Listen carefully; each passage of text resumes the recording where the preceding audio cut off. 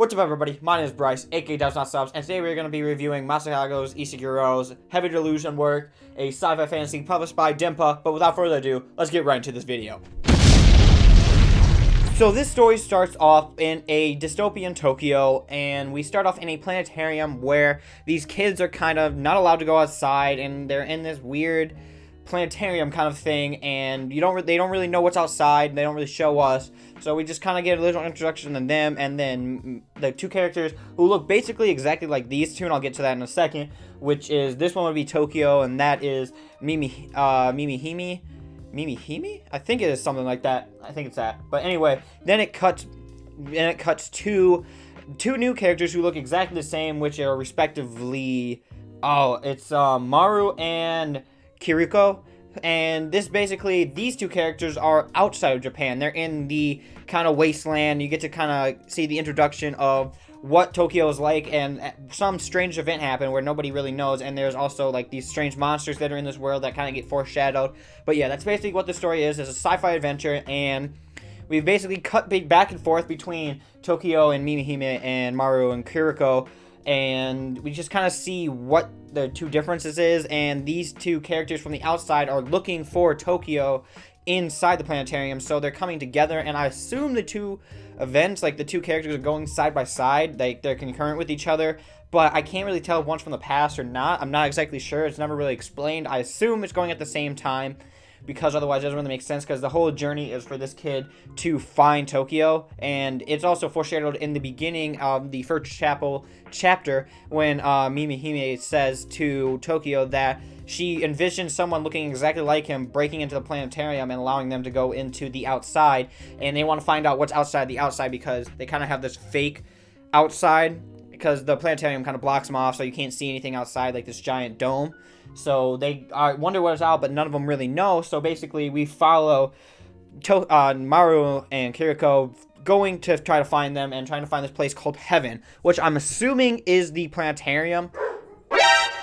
The world of Tokyo on the outside is just completely decimated. It's destroyed. They don't really tell you what happened, but some strange event happened to where it just is all in like some apocalyptic scenario, like skyscrapers, everything's just destroyed. Some areas are flooded.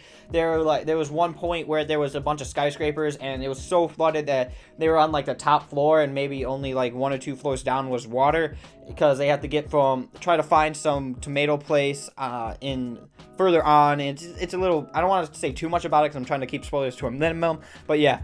Anyway, the art itself is it's pretty good. The characters are I like the art of the characters. They're very unique.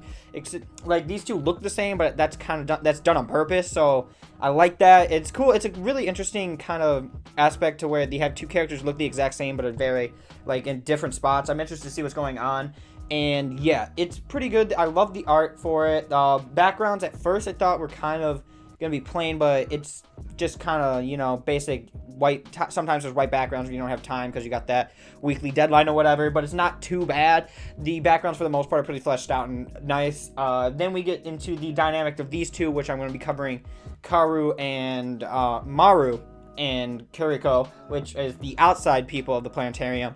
They are basically, like I said, looking for Tokyo, and only Tokyo, not anybody else. It's a little weird, like nobody else in there they're looking for. But anyway, they're going on that journey, and she is a hired bodyguard for him, and it's basically the dynamic to them just trying to survive, go to different places, and figure out where Heaven is, which is where this kid is, because when he first finds him, there's actually a girl with him who ends up having some strange disease that's not really explained, and she ends up dying and telling Kiruko that she should take this weird medicine or some sort of serum to Heaven with him so they can figure out and give it to Tokyo, and they don't really explain it. This first volume is basically heavenly foreshadowing, because it doesn't explain anything. It just throws a bunch of information on you, which gets a little much, and sometimes the cuts are a little just sudden. They're a little jarring at certain points, because you don't know when they're switching back and forth, and the aspect of them looking the same sometimes gets confusing, although it's never too bad. I'm still pretty interested in the story. There's a lot of stuff that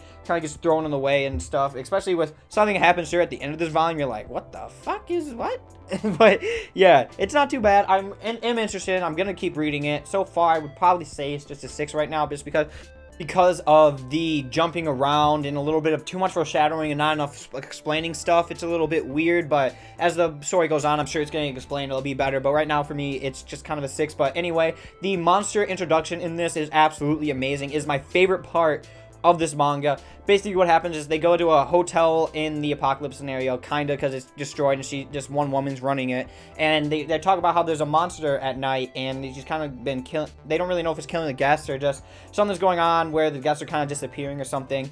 And they talk about Kiruko and Maru talk about destroying it the next night for them, for her, and she kind of gets sketchy about it. So then the next morning when they talk about it more, they go to kill it, and then the mom stops them at first, and they're like, no, don't do that, because it's my son, is what she says.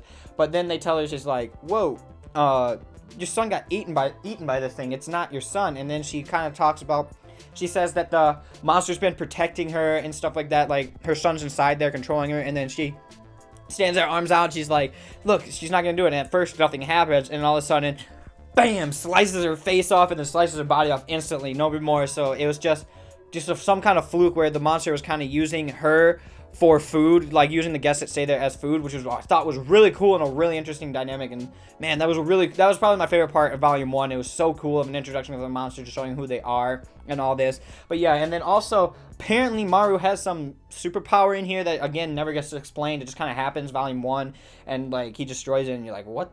Okay.